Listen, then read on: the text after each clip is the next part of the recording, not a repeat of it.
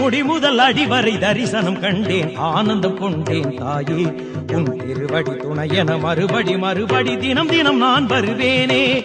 முடிமுதல் அடிவரை தரிசனம் கண்டேன், ஆனந்தம் கொண்டேன் தாயே. உன் திருவடி துணையென மறுபடி மறுபடி தினம் தினம் நான் வருவேனே. தினம் தினம் நான் வருவேனே.